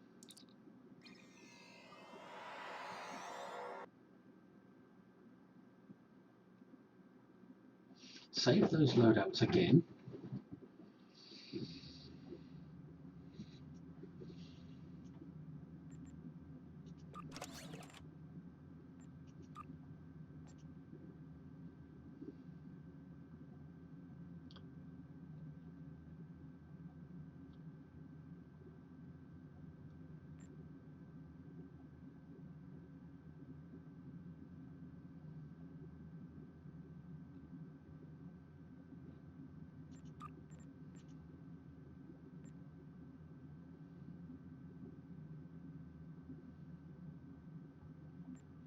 Ah, 2057.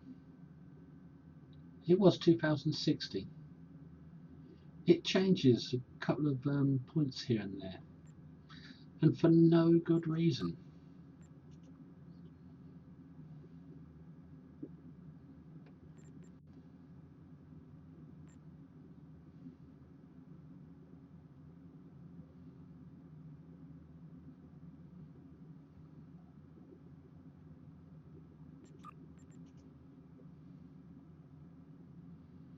I always save it a couple of times on each just to be sure.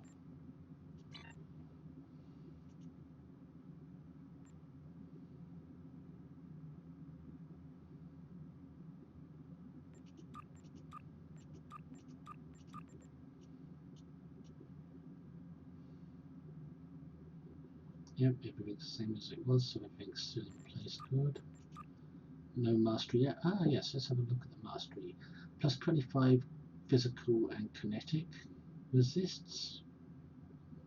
Plus 15 critical severity. That's a good one. Plus 25 all energy damage and radiation resists. Plus 10% whole hit points. And the retaliation trait, which I will put on once I've got it, just to test it out.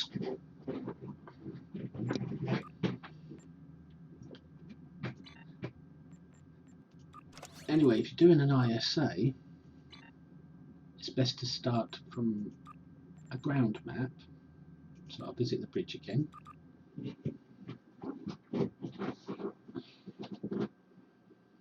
Because if you start from a ground map, the animation is shorter, so you get into the ISA quicker. And that way you don't turn up in ISA only to see somebody already started without you, without half the team. You can be the one to start early.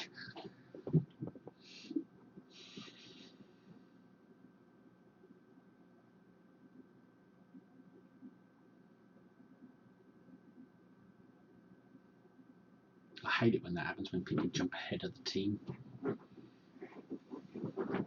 If they want to do that, they should do it in a pre-arranged team match or on the DPS channels, not in a pug.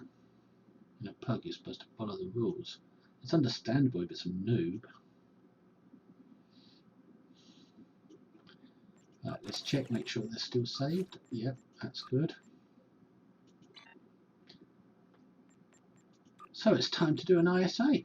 At last!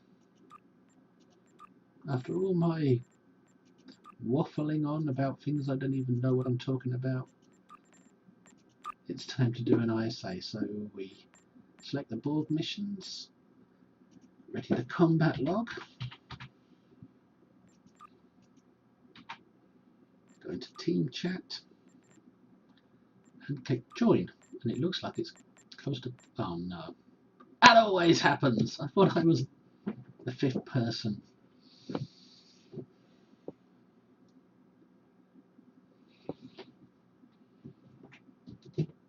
I swear they fox these numbers to make sure certain people are put with certain people. Like they put a high DPSer in with a team of low DPSers saying, look, low DPS is what you can achieve if you spend more money.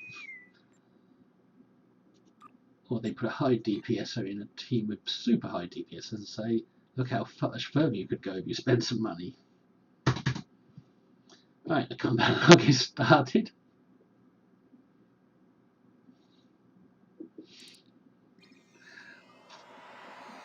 And here we go. We've had our shakedown cruise to the edge of the solar system, and now it's our maiden flight into battle against the Borg. Oh, the ship's smaller than I expected. Here we go.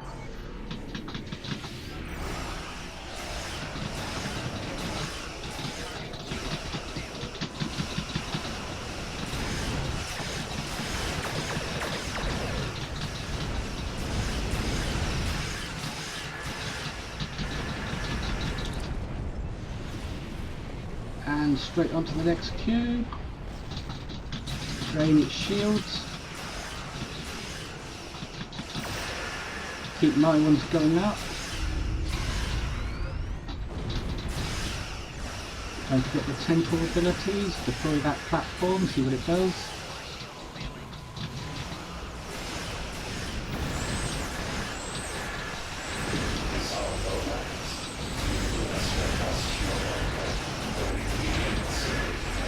See the target. And this is where I'm missing the turn rate.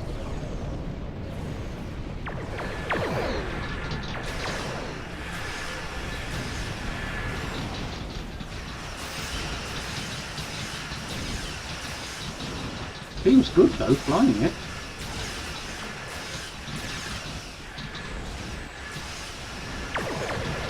So good that I'm forgetting to press abilities because I'm too busy watching the fun.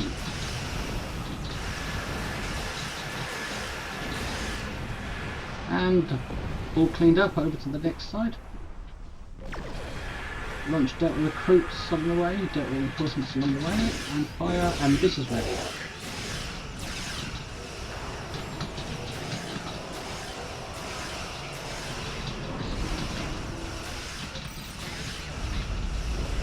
Now we're ready to cloak.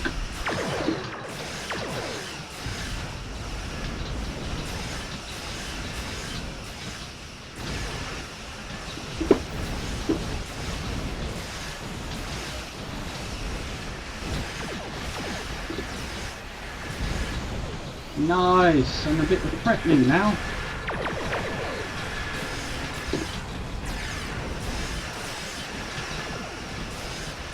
More shields, Scotty, more shields, less threatening. Navy on inversion. Save me.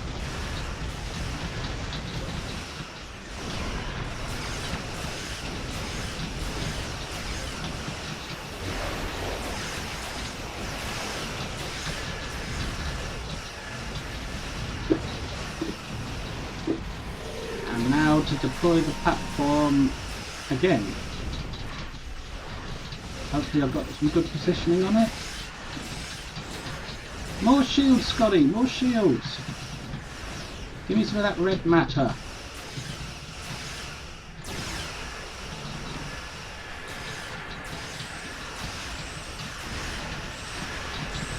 Yeah, down it goes. And there's my platform firing away already. There it is, it's down there. On the console. Oh no, we're losing shields, Scotty. We're losing shields. Anti-time it. Science team. And I'll take shield frequencies, which is always a bad idea. Didn't cut me loose of their tractor very long though.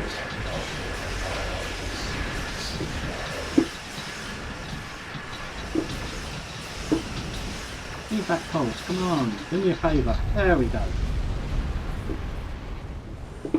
Fly away before it blows and end the combat log.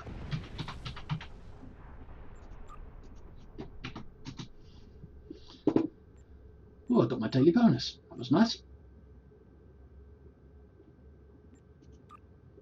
I think I'll give that team a good game. Because I didn't die and they seem to follow the rules.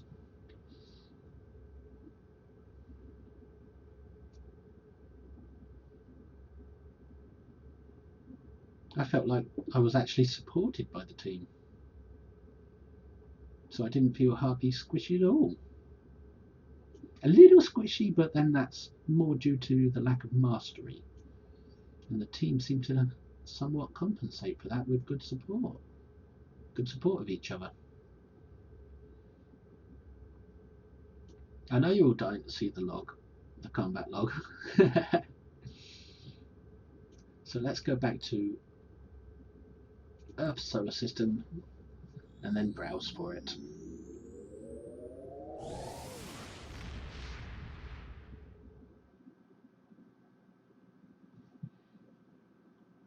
Coming home in victory after a maiden battle, the USS Fearless Free has proven its worth.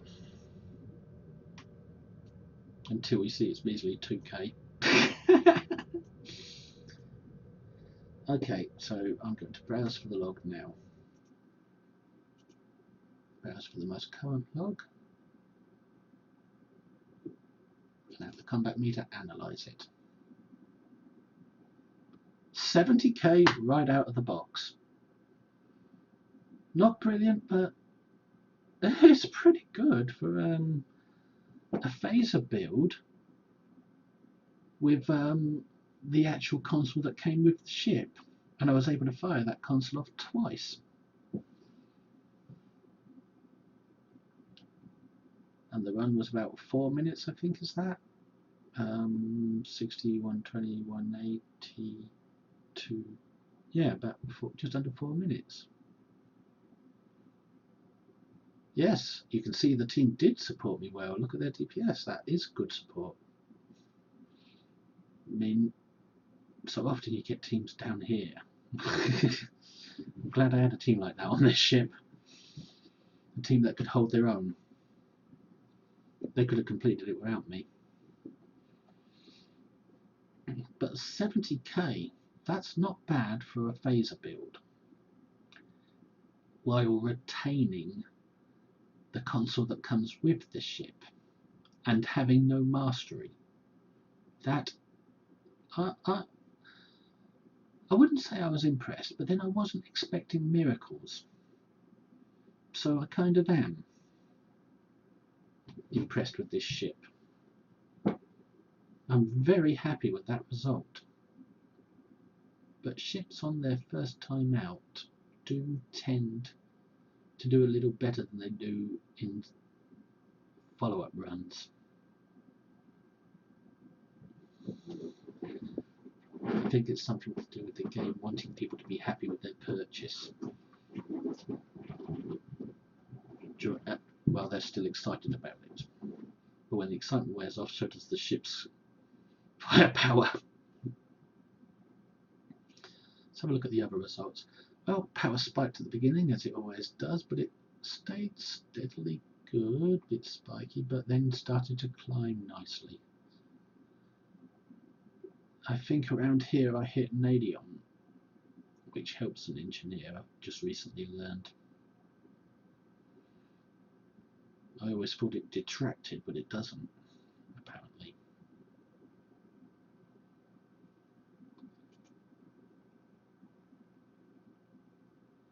And I had some nice spikes there.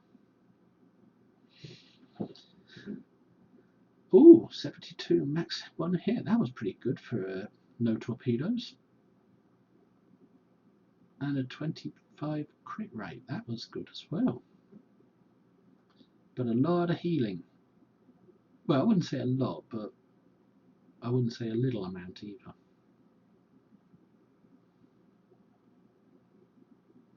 Maximum combat time, that's good. No deaths, that is really good. And let's go into the analysis and see that the phasers without fire at will did 12k, with fire at will they did 30k. Entropic Riders 6k, Pets 5k, Quantum Phase with fire at will 4.4, without fire at will 1.8. Directed energy modulation added 3k, that's surprising. Usually adds 2k, probably works better on phasers than it does on disruptors.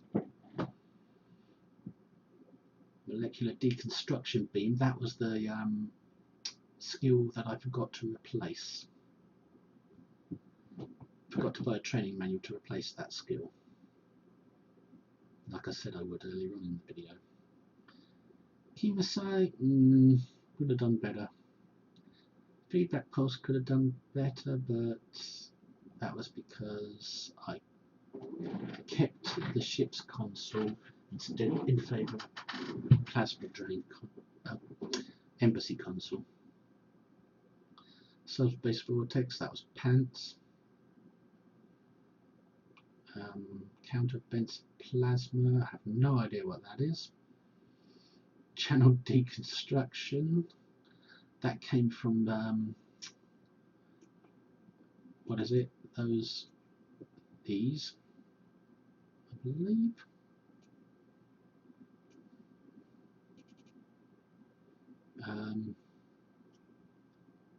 Gravity well, that obviously came from my pets. And refracting Tetrium cascade ups. That's what it normally does for me, but I have done better with it in freak runs, where I get freaky better scores. Get a good freak run. I've seen it do around 700, rather than just. Hang on a minute. Yeah, 700 DPS. But that's just in freak circumstances where I just fire it off luckily fire it off at the right time and not realise there's half a dozen more enemies than I thought.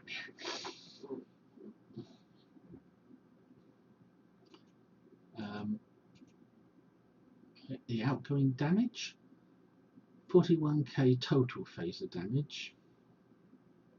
Shield damage was okay. Physical damage, well, I'm not exactly sure what that is these days. I think it's to do with the temporal abilities. Plasma from the embassy consoles, kinetic from the temporal abilities again, radiation from the Kima site, Tetrion probably from pets, no, from Tetrion cascade, sorry, and I don't know what this is, probably not applicable one. and damage 2. Well, which of the big targets did we get the kill shot on? I bet none of them. The first cube. So out of the 7 big targets, there are 7 big targets. There's the first cube, the left cube and generator,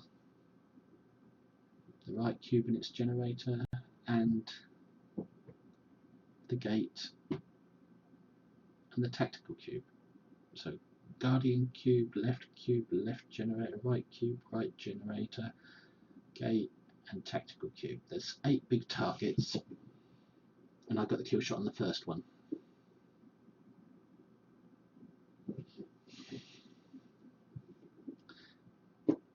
So I got 22 kills in total, with a crit rate of 25, which is not bad for an unmastered ship. Hit rate of nearly 100%.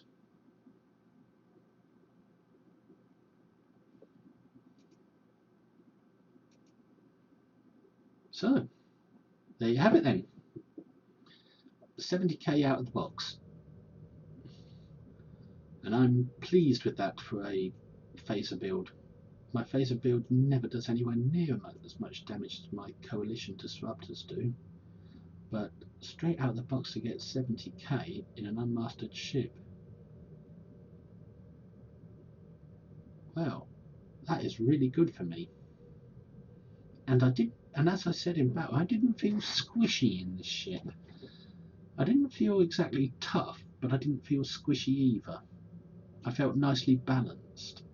I felt like I wasn't tough, but I could handle it, handle not being tough, because I wasn't so squishy. The engine speed and flight speed could be a little bit better, but engine speed could be a little bit better. The turn rate's okay, but the engine speed could be a little bit better.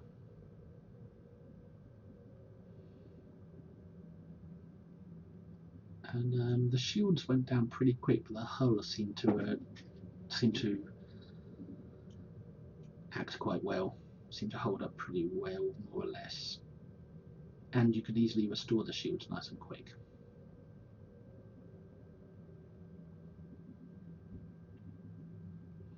But as for firepower, that was pretty good for me. So overall, I'm happy with my purchase so far. But it's still early days, and I've been happy with purchases before that have turned out to be pants, so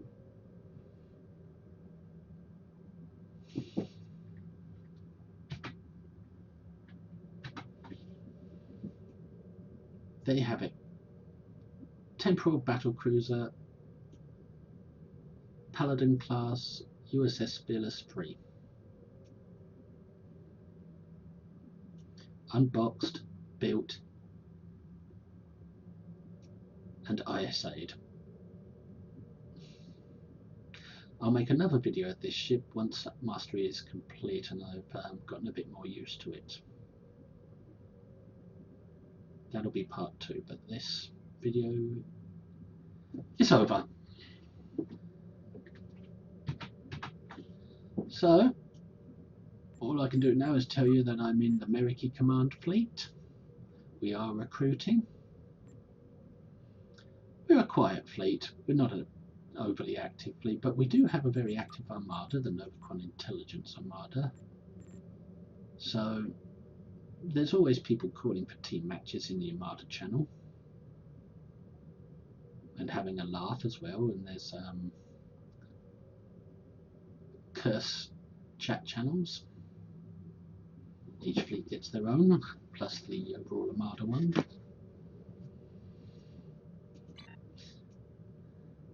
That's voice chat channels. And I am